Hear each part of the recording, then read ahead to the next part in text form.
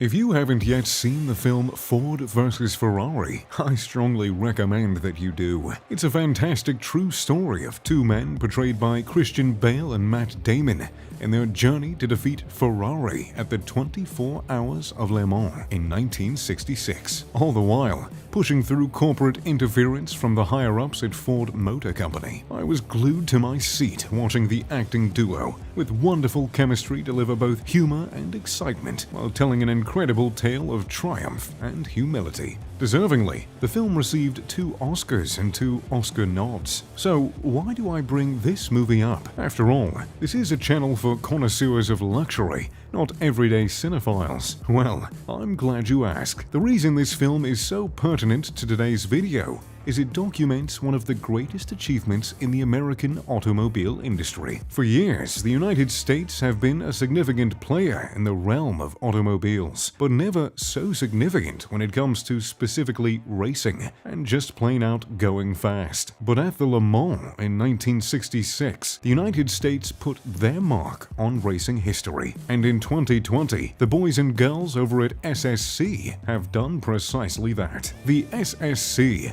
formerly known as the Shelby Supercar Company, has just produced the Tuatara, a vehicle that has been crowned as the new fastest car on the planet, with a barely believable two-way average speed of 316 miles per hour, or 508 kilometers per hour, for anyone outside of the USA, UK, and, well, Liberia, I think. If you're a nature lover, you may know that Tuatara is a small green reptile. These little fellas are known as living fossils, as they are from a once widespread group of reptiles somewhere in between lizards and dinosaurs. But the Tuatara we have our eyeglasses set on today is anything but a fossil. It's a bold, fast, brand spanking new world record setter. The record was set on a 7-mile stretch of Nevada's State Route 10 outside of Las Vegas on October 10th. Indeed, the record-setting run was completed on a public highway rather than a closed circuit in order to cement the fact that the Tuatara will be a street-legal production car and the very fastest of its species. It's the same location where Koenigsegg set its 277.9 miles an hour top speed record back in November of 2017. Before we get too ahead of ourselves and I get fact-checked in the comment section, well, let's first hear a statement from the Guinness Book of World Records. A spokesperson told CNBC that the organization is aware of the recent SSC Tuatara attempt, although Guinness World Records was not present in any capacity and we have not verified this as a new record. He went on to say that to accurately judge and award a record for the fastest production car, Guinness World Records requires each car in contention for the record to undergo the same independent testing, eliminating any margin for error and allowing us to arrive at a fair conclusion in this highly competitive field. So, yes, the jury is still out on this world record, but I think you'll find as we move along that the odds are in the SSC Tuatara's favor. So, how did this American-made vehicle accomplish such an incredible achievement? Well, the SSC Tuatara is a hypercar that weighs just 2,750 pounds. That's about 300 pounds less than a Honda Civic. This beast in car's clothing is powered by a 5.9-liter twin-turbo V8 producing 1,750 horsepower engine. SSC ran in both directions of the highway consecutively, according to the criteria set by Guinness World Records. This is to ensure any discrepancies in wind resistance are accounted for in the determination of the world's fastest car. We don't want any funny business when we start throwing around labels like world record. The Tuatara managed top speeds of 301.07 miles an hour and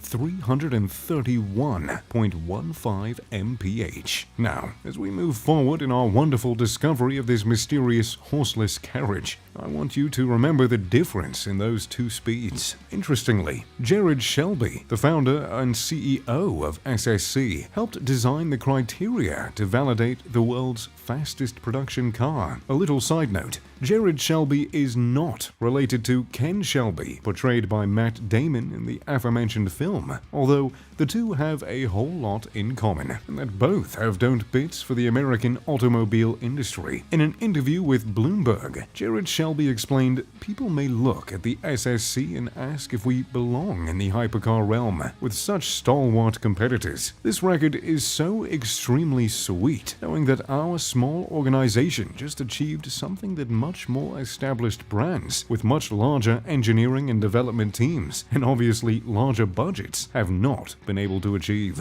The onboard video of the 331 miles an hour has been uploaded by Top Gear, with a full documentary of the record-setting run to be released a bit later. I was shocked to find out just how easily the American hypercar manages to hit a top speed of 331, with seemingly no problems to speak of. This outrageous speed is sure to put a few hairs on the chest. This feat inevitably made waves and hurt some feelings over in Europe. The French supercar company Bugatti expressed its intent to not go after the top speed title anymore upon witnessing the devastating Vegas afternoon drive. And unless some supercar companies like Koenigsegg aren't feeling a bit too sneaky, it's safe to say that this world record won't be broken anytime soon. The previous record for the world's fastest production car, dubbed unofficial by some of the more rigorous record standards, was in fact held by the now self-loathing Bugatti out of France. Their Bugatti Chiron Supersport 300 Plus managed to be the first to break the 300 miles an hour threshold, but not without a bit of controversy. As I mentioned before, the Tuatara managed top speeds of over 300 miles per hour in both directions on a real road. The Chiron Supersport 300 Plus did achieve over 300 mph, but only drove in one direction. Also, while the Bugatti Chiron is a production car that pretty much any bloke could have used to drop their kids off at school, the upgraded 300 Plus Supersport is believed to have too many modifications for it to be a street-legal car. But all of that doubt and controversy did not stop the French supercar company from cashing in on all of the hype they created. At the 2019 LA Motor Show, the Supersport 300 Plus made a public debut, and it was announced that 30 production-ready vehicles of the car would be sold. Production-ready Chiron Supersport 300 Plus models, meant to be delivered by the summer of 2021, won't share the same top speed as the record-breaking prototype, with Bugatti limiting customer cars to 275 miles per hour. This means that, at the time, the speed racers in the crowd with the right cash had to settle for the Swedish supercar, Koenigsegg's Agera's measly 277.9 miles per hour. I'm sure they managed to make it through those troubling times, though. The production-ready Chiron Supersport 300 Plus is powered by a tuned version of the original car's quad-turbo 8-liter W16 engine, producing 1,578 bhp, around 100 bhp more than any standard. It also comes with a lowered suspension system, updated brakes, and a new set of lightweight magnesium alloy wheels, and a tweaked quad exhibit exhaust system to release all that power. These specs were enough to get car lovers' heartbeats racing, and all 30 of these magnificent vehicles sold like Twinkies when Hostess filed for bankruptcy. Prices for the Bugatti Chiron Supersport 300 Plus start from a leg-trembling $4.275 million. The Tuatara seems to have the Frenchies' number in that area as well. The world record-holding car sells for a modest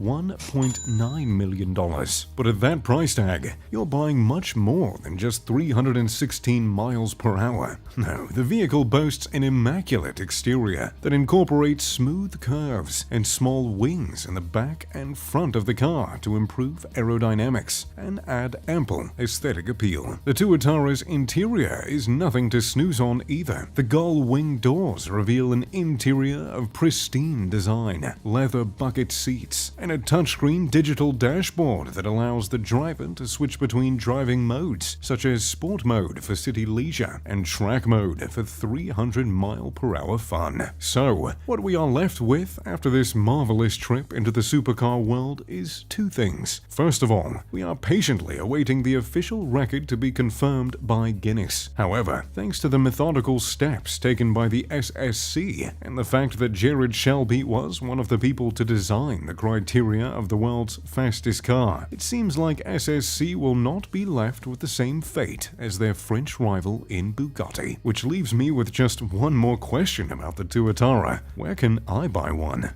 Let me know in the comments section which car you would prefer, the Tuatara, the Bugatti, or the Koenigsegg. Thanks for watching. If you enjoyed the video, make sure to leave a like and subscribe. Oh, and maybe turn on post notifications. Now, if you'll excuse me, I need to go get an oil change for my Aston Martin. As always, I'm Mr. Luxury. Pip pip, da doodly doo.